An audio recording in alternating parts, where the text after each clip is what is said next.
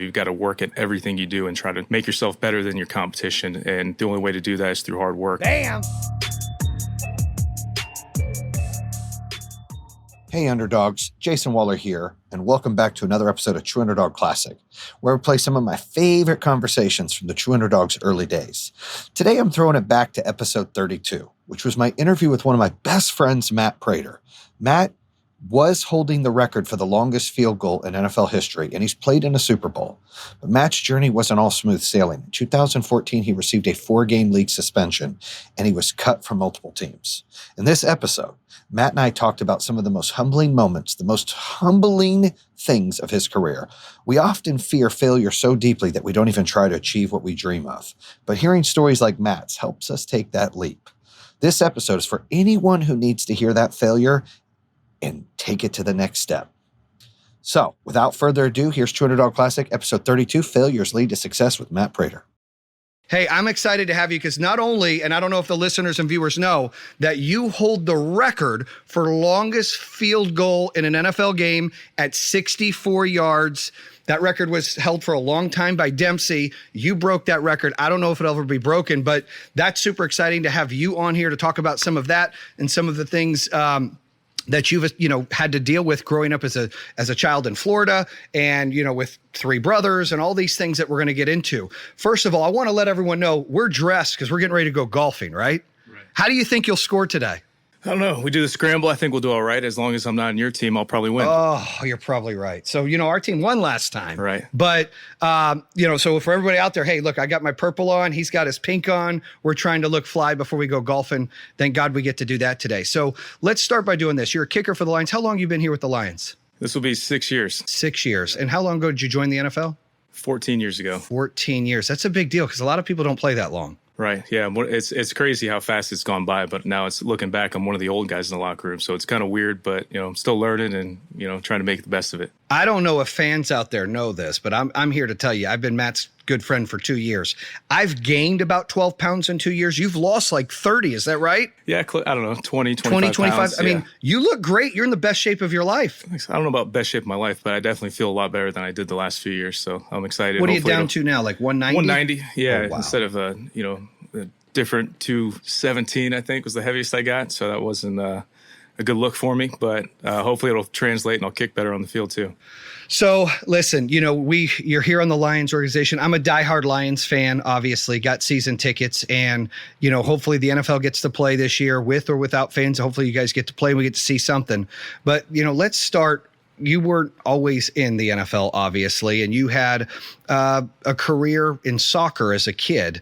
Let's talk about that process growing up. Where did you grow up at, Matt? I grew up in Fort Meyers. I'm the second of 4 boys. Grew up on a dirt road. We were fortunate; it had some, big. Like a dirt road with like 12 people in the city. Dirt road? Or? No, not that small a city, but we're out a little bit where my house backed up to like 10 acres of just woods. There's a canal back there, so it was definitely like not farmish, but kind of country out there, living, boonies a little bit. Yeah. But yeah, it was cool. We got to do a lot of fishing and hanging out outside all the time, especially in Florida. It was good. Play sports year round.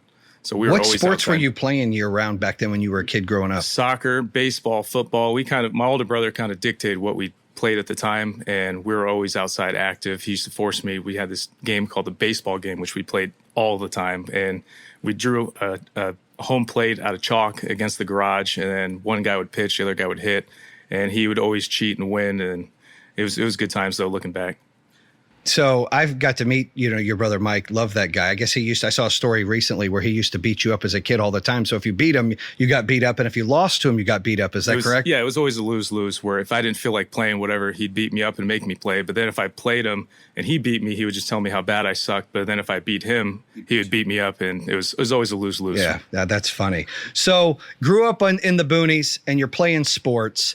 And, you're playing soccer, I know, through high school. When did you decide you actually wanted to start kicking for football? I don't know if you remember the Grammatica brothers, but on a soccer team, we played competitive soccer. The youngest brother, Santiago, was on my soccer team. So when the 2 older boys, Martin and Bill, got into kicking, my dad's like, shoot, you guys can, of us 4 boys, you guys can kick the soccer ball pretty well. Why don't you try it? So that I played 1 year Pop Warner, I think when I was 11. Played kicker and safety, and then I went from being like one of the better players in soccer and baseball to the kicker. So I didn't really like that very much, and didn't go back to it the next year. I never quit anything, sport wise.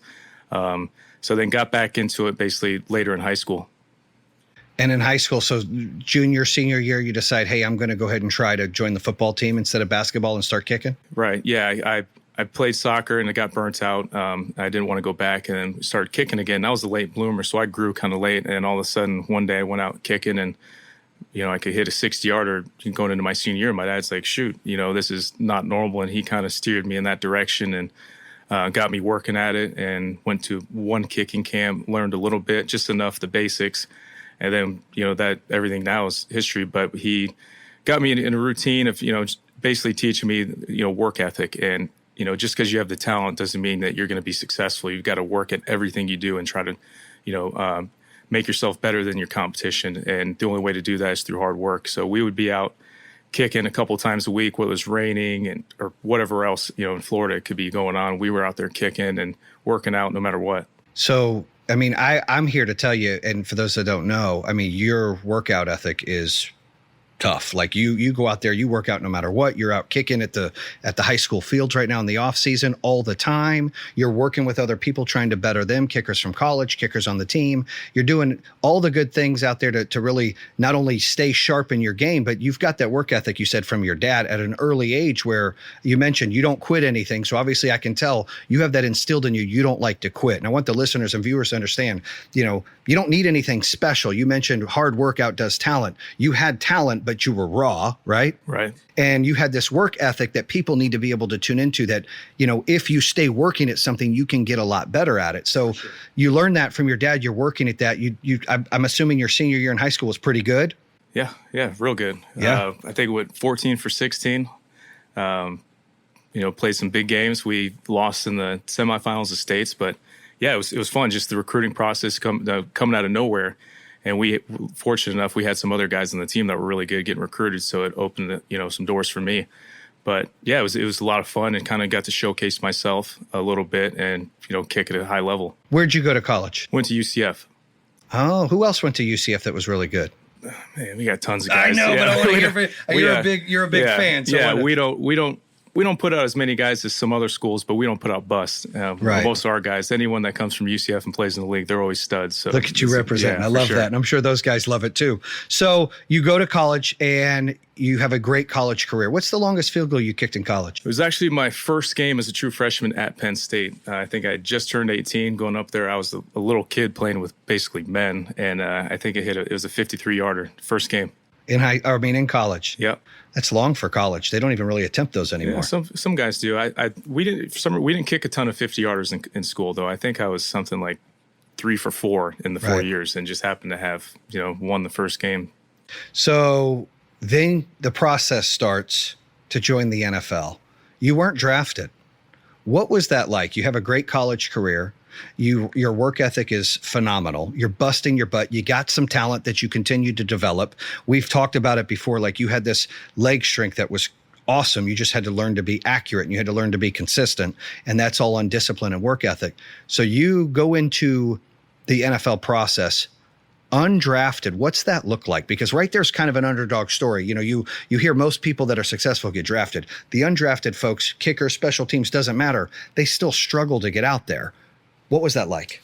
It was obviously a little tough, but looking back, it was definitely the right move. I wouldn't have drafted myself either, but I was just so raw, and I didn't know. I used to think go out and, kickoffs, I could just kick it as hard as I could, and it would more than likely go through the back of the end zone. And field goals, I kind of had the same approach. I was so raw and didn't know really what I was doing. I would go out and just, kick it as hard as I could and hope it would stay straight. And then there's so many minor details. Like, I didn't know you're not supposed to watch the snap as a kicker. You're watching the holder's hand on the spot come up, and that's when you go for the timing. And I didn't know a lot of little technique issues that can help you. Even if it helps you make one kick more in a season, that's a big improvement.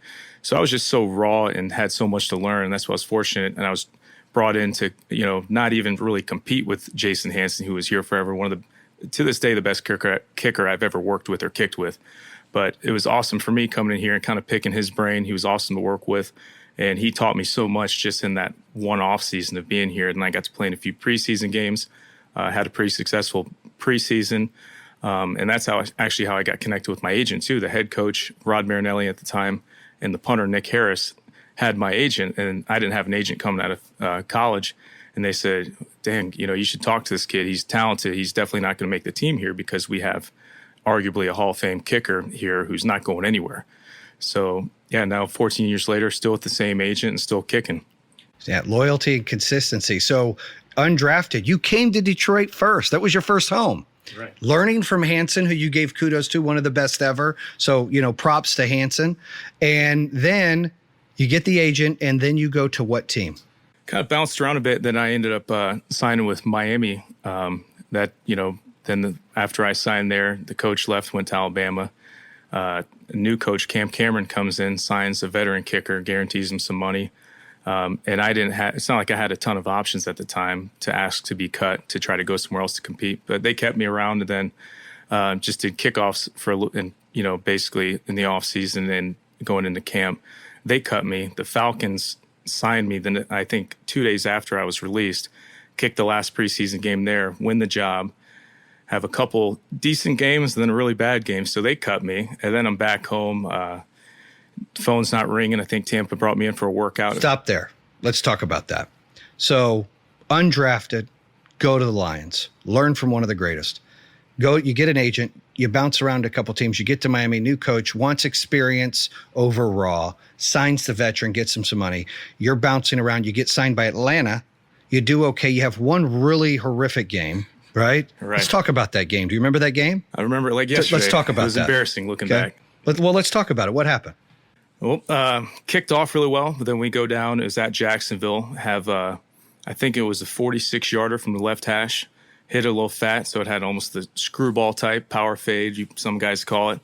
Miss it wide right. So then we go coming back. We score. I think we're losing 10-7 or 14-7. I don't remember the exact score, but then we go down, and I think it was a 31-yard field goal from the right hash. Missed that one. So now I'm 0 for 2. We end up losing, and a big reason why was because of my kicking.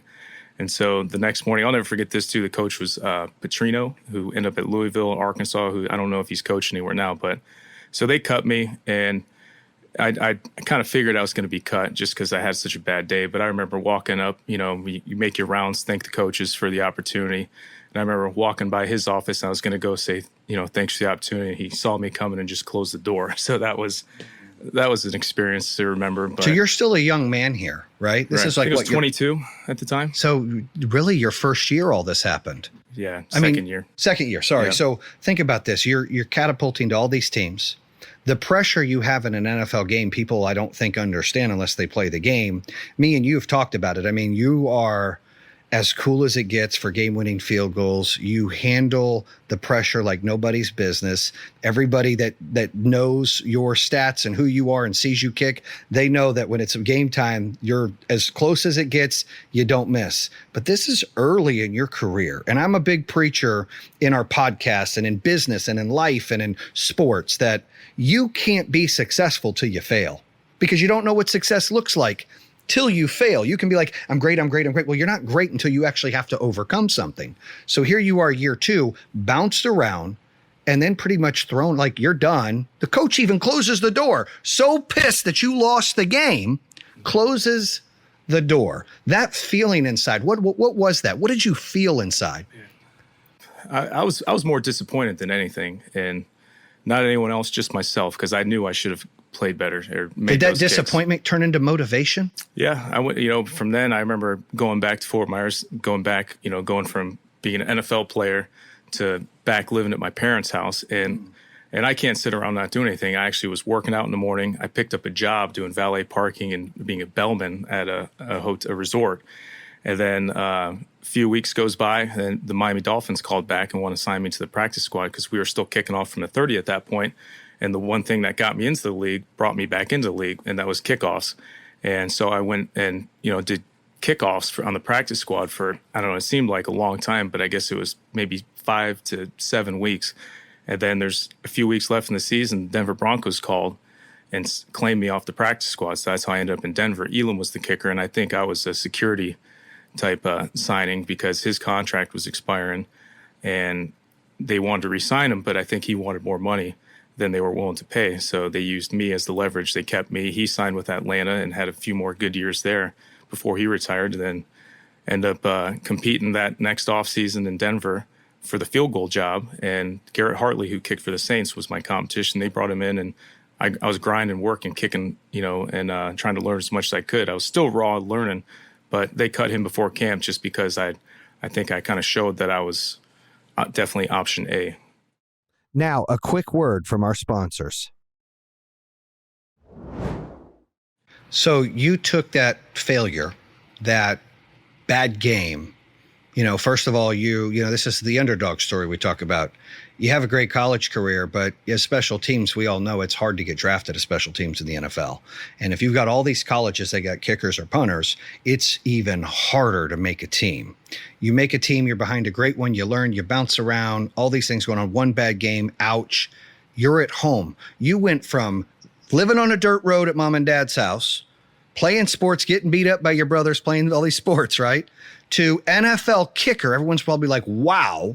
To I'm back home. That feeling also, not only getting cut, but then even forward to I'm back home, probably felt like major failure. Definitely major failure. And like I said, disappointing and almost embarrassing, because you work so hard to make it to that level or that point in your career. You think finally, I've made it, and it was short-lived. And then, go grind, work hard, and, then end up in Denver, try to make the best of it and learn from those mistakes. And when you experience failure, it's a motivating factor to me is I never want to experience that again. That is the worst feeling ever, especially playing sports. If you're the reason, like being competitive, if you're the reason that your entire team loses a game because of your, 3 seconds on the field, that's the worst feeling ever. Not only for yourself, but for your team as well. Yeah, and then you guys catch a lot of slack from fans. I mean, I can only imagine the verbal assault or abuse that comes. You lost the game, Prater, right? And that makes it worse, right? It's salt on a wound. They forget, hey, you're a human that has a family and you're doing the best you can, and everyone makes mistakes. Sometimes someone misses the bucket in basketball. Sometimes someone throws the pick. Kickers are entitled to make mistakes, but this mistake cost you your job, cost you at the point your career, your hopes, your dreams were all in the toilet bowl. But you got motivated, had a second opportunity, made the best of it, get to Denver, earn the job because of motivation and overcoming. A lot of people that get in that kind of point, Prater, and we've talked about this before, in life and business, when it gets tough, a lot of people quit. A lot of people just make excuses and that's it. I'm not meant for this. I got a black cloud following me. It's always raining on me. They find reasons to not succeed. I love that you sit here and, we're living through this. We're envisioning what's going on and trying to understand, holy crap, you were here and then bam, right back here. That's, embarrassing, disappointed, bothered, all of those feelings inside. You said motivated you. You get to Denver. Let's talk about Denver, right? Because again, you had a great career at Denver and you broke a record. So let's talk about those few years in Denver. How did it go? You start that next year. What happens? It was awesome. Coach Shanahan was the coach at the time. Scott O'Brien was the special teams coach, a little bit more of old school type coaches. So it was awesome getting to learn from them. And then after my first full year doing both kickoffs and field goals, going to the offseason, and Coach Shanahan, loses his job along with the rest of the coaches for the most part. So we hired Josh McDaniels from New England, and Mike Prater, who was actually a coach that wanted to sign me. He was with the Chiefs before, and he actually wanted to sign me there. So he came in, got to learn a ton from him, kind of fine-tuned techniques and taught me a lot more. And I had, 2 pretty good years with those guys. And then the second year with McDaniels, he loses his job. But for me, it was just always learning and trying to get better, whether it's working out. Like Tuesday is our off day during the season. And I used to go in, and that would be an extra lift day and, cold tubs and all that good stuff. But the second year, Coach McDaniels gets fired. And then uncertainty there. I think I got a tender pick, instead of getting a long-term deal. And I was a little disappointed with that. Talked about it, and they said, well, you signed this tender, we'll work out an extension. Have a good year. Next year, go back in, get a higher tender. And a little disappointed again. All right, sign it. We're going to get the deal done. Have another pretty good year. next year, franchise tagged. So kicker being franchise tag's Right. rare too, but I remember that. yeah, but at the time it was actually cheaper for the club Right. to use It's not that. like it is It's, today. right. With the, is the leverage they could use on me. So that was disappointing, and, didn't sign that one. And then we got a deal done right before the deadline. And I think I had a pretty good year that year. I think it was a year with Tebow. We had all those crazy game winners and Yeah. different kicks at the end of the games. And then the next off season is when that was like the beginning of some of my off the field issues. So you get a couple contracts that you're like, I'm disappointed, but here's what, you didn't make public issues about it. You went out there and still worked hard. You still did your job. And then you finally got a contract that was fair, and you stayed and you wanted the team. I know how passionate you are about winning. So you went to the Super Bowl, right? You played with Peyton Manning. What was that like? Because you used to tell me get on the plane. What was that like with Peyton Manning? Peyton was awesome. Every year, once he got to Denver, he would send out a mass text to the entire team. I probably have it in my phone somewhere. It's something I'll never delete, but just about how hard he was going to work and bring everybody with him. He held everyone accountable, and he knew when it was time to be serious and when it was time to be loose. But there were times he could get you fired up too, and he always led by example too. He was the first person in the building, last one to leave, and he brought work home with him. I think he converted a room in his house to just a film room. He kept his kids out of there and all that stuff. But he was all about winning. He had all those numbers and crazy records and stats, but at the end of the day, he only cared about winning. That was his deal. But You made a comment to me that kind of stuck with me because, as a fan, I've never been in the NFL, do any kind of structured sports. I like Tom Brady. I'm a Michigan guy. And Tom Brady and Peyton Manning, two of the favorite, best quarterbacks I've got to see growing up. Some Joe Montana too, but they are a little different. And, you always see, because Tom Brady's got all these Super Bowls and his leadership skills are probably top notch. But then I hear these things about Peyton. I'm like, man, I like this guy more. One thing you mentioned to me that stood out was if you guys lost and you were on a plane and people were cutting up, what would Peyton do? He would get on guys quick. It wasn't okay to lose with Peyton. After a game, if we didn't win, if some guys were, laughing, joking, hanging out on the plane, he would say, I don't know what everyone's laughing about because someone's probably going to lose their job tomorrow. We lost for a reason. No one should be happy. No one should be celebrating. And our job is to win. So he would hold guys accountable in that regard as well. See, that's cool. And that's cool to know because a lot of fans, I don't think, know that really happened. They don't realize that you guys take this stuff personally because it is your job. It's how you guys provide for your families. This isn't just a soap opera or a game. This is a job. It is a game where it's entertainment. People watch it and they love it. But this is how you guys put food on your table. This is how you guys pay for your mortgages. You pay for the vehicles. You put your kids in college. This is your livelihood. And people sometimes don't realize that a win or a loss, a mistake in a bad game can cost you your job. And that's where I like to, especially when we talk to some of these athletes, like to share that with people that this is real. So let's talk about that. In Denver, you met your wife. Right. Right? Mm-hmm. And you've been married how long now? Over 5 years. Okay.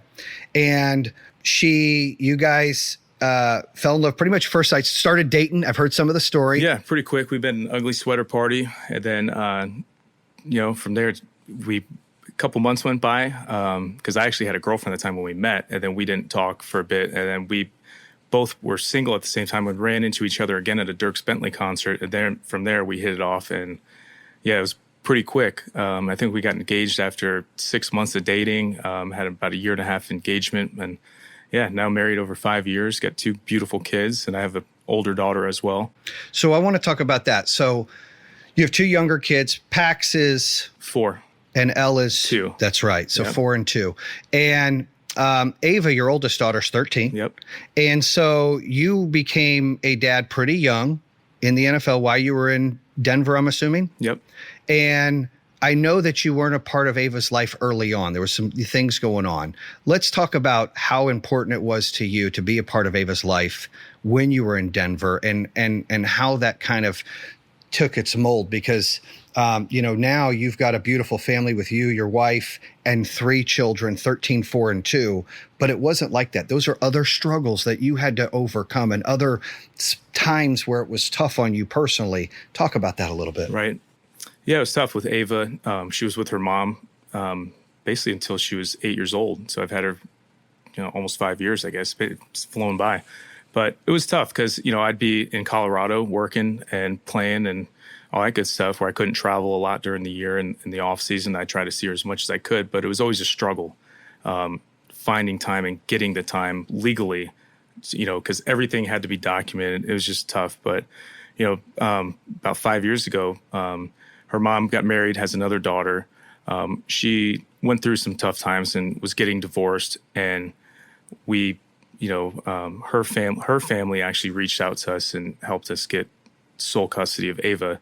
And now I can't believe I didn't have her the entire time. I wish I did, because I feel like I missed out on so many things and trying to make up for it now.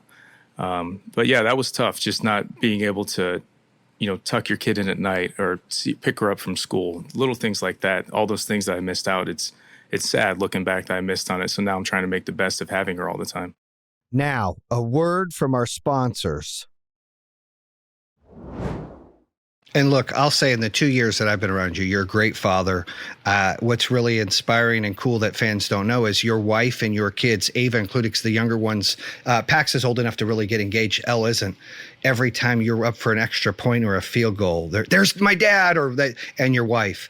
That's really cool that they support you that much and love what you do, because it's important to them to see you succeed. And it's important to you that they're supportive. So I think that it's just great. I've kind of been a part of it for 2 years, and our daughters are really good friends. They're like sisters. They love each other and fight all the time. So, but it's really cool to see how important it is. But that was another thing that you're dealing with your job. Hey, I want to be a part of my daughter's life. There's some things going on, and then finally it ends up working out. And so you get through that. You go to the Super Bowl. Now we talked about. Oh, sorry. Before, when did you break the NFL record? Was that the Super Bowl year? Yep, same year. So let's talk about that kick. So a lot of people don't know the record before was 61? 63. I'm sorry, it was 63. And tell us the story of how that went down. All right, so we're playing Tennessee. It's December, really, really freaking cold. I think it was 10 or 11 degrees. So we're actually getting smoked right now. We're losing. Tennessee's just pounding us. It's in Denver. We get the ball just before halftime. Peyton does bam, bam, bam, a couple quick passes. I remember he throws it out to Tammy. He gets out of bounds, and we're running out there. Britton Colquitt, the punter, is also the holder. They say field goal. I knew it was going to be around, just over a 60-yard field goal. So we get out, and Britton's very religious, doesn't cuss. So I remember getting down for the spot. He gets down and he says, "Oh shit, this is for the record."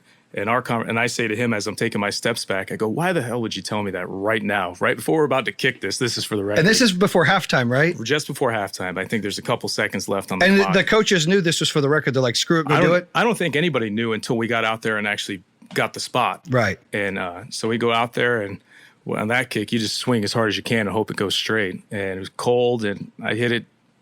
I thought I didn't hit it that well. It barely made it over the crossbar, but it counts the same, so I'll take it. But I remember Britton, as soon as I hit it, Britton starts jumping on my back. He's like, "Dude, you got it." And we're sitting, and then when I see the refs, put their hands up, I blacked out. On any big kick like that or game winner, I black out and just go crazy, celebrate. And I have this same stupid celebration every time. I just put my hands out. I don't even know where that came from. Okay. But yeah, so that was cool. It was crazy though. Then we went into halftime. We're still losing, but you'd have thought that we just won the Super Bowl or something, because everybody in the locker room was going nuts. I think after that we were losing 21-17, and then we came out after that at halftime. The second half, I think we ended up winning 42 or 49-21. So you finish that year. There's another record you have that you're not proud of. Let's talk about the Super Bowl record that you have. Yeah, this is a pretty good record. It's this is definitely a team effort. And, thank the whole team, yeah, please. No, so we played Seattle that year in the Super Bowl, and the record I have is that I'm the first kicker in Super Bowl history to not attempt or kick an extra point or field goal. Because when we did score, we were down so much at the time, we went for two. So I never was actually on the field to kick an extra point or field goal. I basically did two onside kicks that game. One before halftime was a little pop-up kick that got run back for a touchdown. That was my first play on the big stage. Get Percy Harvin coming right back straight at me. I was surprised I even touched him, but there was no way I was bringing him down. But Yeah, so that's my Super Bowl record, which I don't know if that one's ever going to be broken. That's a Probably. tough one. Hopefully it does, right? You don't want to be the only one or there. I guess someone could tie it. Yeah, someone could tie it, but it's yours. Yeah. All right. Well, then you talked about you had some off-field issues. So we've discussed, this underdog story of, odds are against you. You come on, you make an NFL roster. You get off from a bad game. You're back at your house eating potato chips and valeting cars. And then you get an opportunity to do it again. You use all of that experience of losing everything as your motivation. And look, all of a sudden you're having this great career, right? You're living the life. You're in the Super Bowl. Your team's winning. You're playing with Peyton Manning. I mean, you're doing great things, right? You've made the Pro Bowl. You're an All-Pro. You broke the NFL record. Bam. Off-season issues. Let's talk about, because I know your worst regret in the NFL is that time period. Just tell us, you had some issues. What happened? If you have any issues off the field, you get put in the program, and you're tested basically once or twice a week, year round. Doesn't matter if you go on vacation, you're still being tested. And obviously, I failed a couple of those and got suspended the year after the Super Bowl, where I had the best year of my career. So let's stop there. Living life, you got comfortable, right? Too comfortable. I think that was... You weren't humbled again. And it happens to everybody, Prater. You're not the only one. I argue in my business all the time. We always have to take everything as a step, and every day is a playoff game. So even though our business might succeed this month in record-breaking sales, that's just a playoff game. We're not there yet. That mentality you had, but then you kind of got comfortable, and that happens sometimes. You get comfortable, maybe a little loose, have an off-field issue, and you get cut, right? Mm-hmm. Yep, got suspended.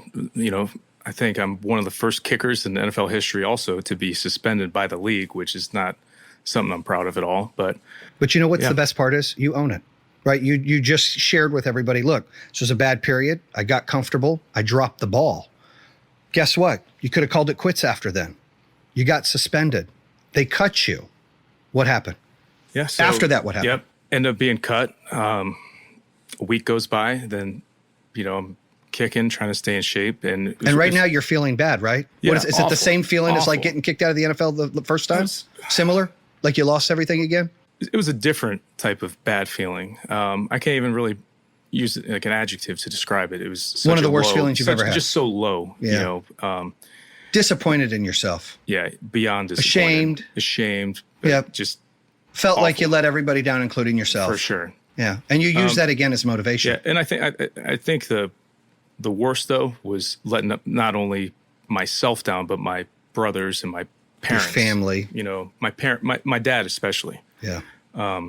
So that was tough. And then I was fortunate enough. Detroit had some kicker issues. By the way, I remember that year. I was at a Panthers game, and we went through like 2 or 3 kickers, and we could have won more games. I'm throwing my stuff like they got to get a kicker. We can't kick anything.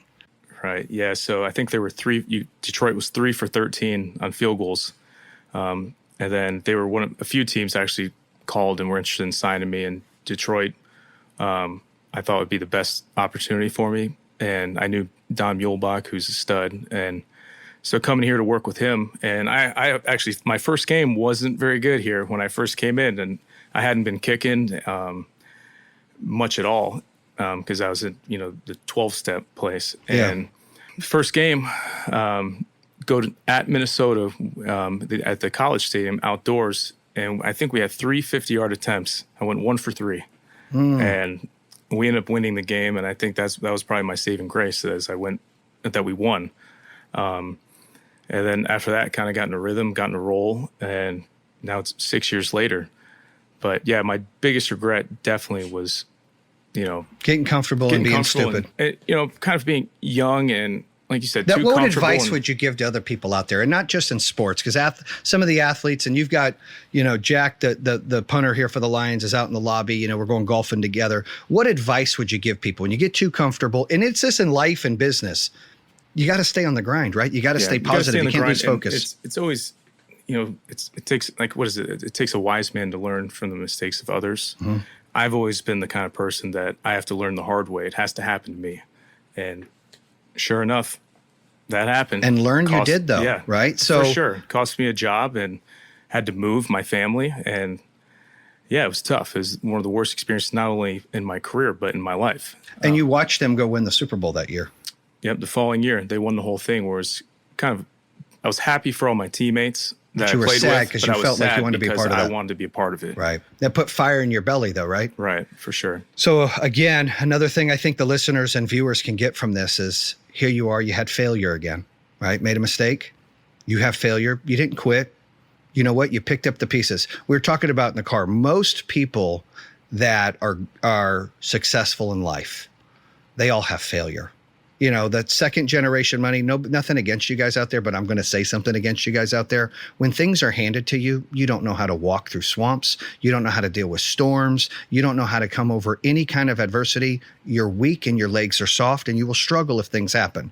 But for those of us that deal with real problems every day and have to go out and grind and earn it, like yourself, Matt, when we make mistakes, we're human. What we do with that mistakes is the game breaker. And both these times already in this conversation, you have shared for everybody 2 times where most people, 93% of people, I believe, would be like, all right, I'm like, they would quit on themselves. They would take the path of least resistance. You owned your shit and said, you know what, I'm going to do better. This is a me problem. And you grind and you use that work ethic you got from your pops and you used that determination and competitiveness and hunger to be successful in your soul to continue to get through this. And you go to Detroit and you've been here 6 years and you've been doing great things. I mean, I always feel good if it's a game winner. I know Matt's got it. I'm like, he's got it. Or if it's a tie, he's got it. I haven't felt that way since Hansen days, right? And earlier Hansen days, late days was similar, but you know, earlier was like automatic. And I think the team here, talk about being here in Detroit. What's that like? I know how much you love it, but share with people what the feeling is when you're here in Detroit. Man, just blue collar city, and our team is taking on the same identity. With the city, you know, the thing I love most about being here in Michigan is by far the people. We've made met some of the best people ever. Love the people in Michigan. And as far as the team, like, you know, I get last year our record didn't show how good we are, but there's a special feeling. Like our team, we don't need to talk about it, but we have a confidence. We all expect big things this year, and like for me personally, the one thing left is to get a ring, and I know we can do that here in Detroit. Hopefully, it's sooner than later, but we're excited going into the season. As long as we're playing, we'll see what happens with COVID and whatnot. But like I said, there's a special feeling in this like our team in 2013 going into the season. You almost knew every week you were going to win. And that was the Super Bowl team. So you knew every week you had that feeling. Right. You have similar feelings now. I honestly feel that with our team going into the season. I feel very confident. Everybody's laser focused. Right. It's different this year where everything was on Zoom and virtually, you know, doing everything, which is a first for me. But it's almost like you can just have a sense of confidence in the on the computer. Like the team's screen. pissed. They're ready to step up. They're tired of last year's mess. What happened with injuries and everything else? They're hungry. Right. And yeah, we know that we're not a 2-14 team or 2-13-1 or whatever it was. We're not that team, and we expect to win every game. There's no point of showing up if you don't think you're going to win. And I don't know. I'm excited. I'm really excited to get back in the building, see everyone's faces in person, and just get back on the grind with everybody. Yeah, I'm excited too. I think this is going to be a good year for you guys. I think that when you don't do flashy signings and you just build and no shout out there to the players we got, but when you build B players and you build depth in the bench and you build good players, you don't need some super charismatic drama A player. I think, in my opinion, what do I know? I think a team's always gelling a lot better. So thank you for sharing that stuff. You know, last but not least, let's talk about this. You said the biggest thing left for you to do in your career is win the Super Bowl. You've got an AFC championship ring. You don't have an NFC championship ring. So you get that and go to the Super Bowl, be Golden Nuggets. Let's talk about, share one thing people don't know about Matt Prater. Oh, man. It's a tough one. Yeah. I had to save a tough one for you. Not ready. Oh, man. People don't know. I don't know. Maybe I'm boring, just a simple dude, or I can smoke you in Madden. You can smoke me in Madden. No, I don't know. I like gaming, but spend time with the fam. Obviously, I love to fish. Maybe that's something people don't know. And you were a great baseball player in high school. Yeah, that was That was my dream always as a kid growing up. I wanted to play baseball, so I settled for kicking the ball. But And you do that well. I try. I think, like I was telling you, when I'm done playing, I think I'm going to join one of those baseball leagues and just see if I can pick it up and play again. Yeah, I think when someone loves baseball, it never goes away.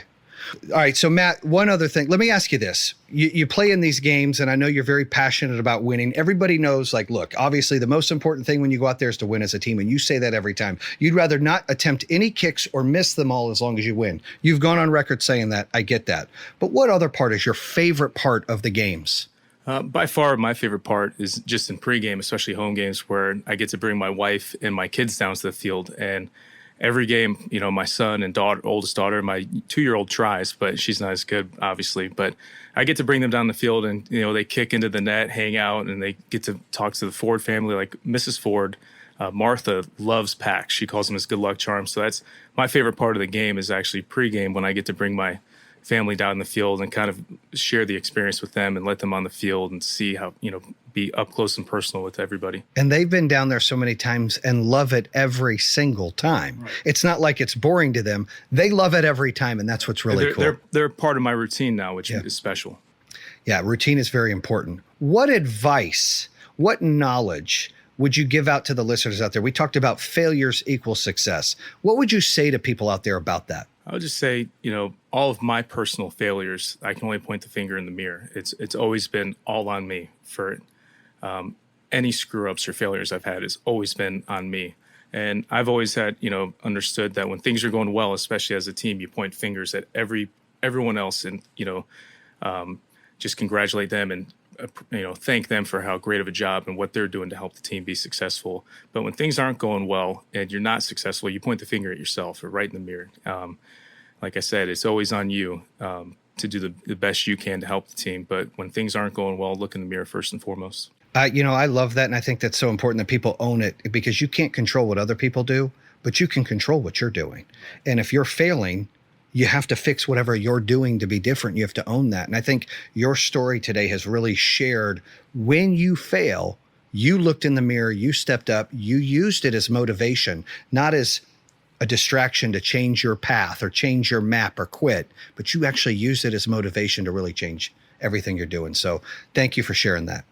Well, listen, Matt, I appreciate you sharing your stories today. And listeners out there, hopefully you got to hear and see, Matt Prater, NFL record holder, 64-yard field goal kick, Detroit Lions all-pro kicker. He's the man. He shares his story. It was personalized. He got to tell you how he's overcome adversity, how he was an underdog at times, and he had to step up and really dig deep and use those failures as motivation. I think that's important for people to resonate with, whether it be in family, whether it be in relationship, whether it be in business, whether it be in sports. And I'll share something people don't know. Like, you are a super dad. I mean, I consider myself a pretty good dad, but like I look at, I'm like, damn, he's outside with his kids again. I'm bad. I got to get outside. You play with your kids, so people know this, more than anyone I've ever seen. So you need to really hang your hat up on that. You're a really super dad. I think you should be proud of yourself for that.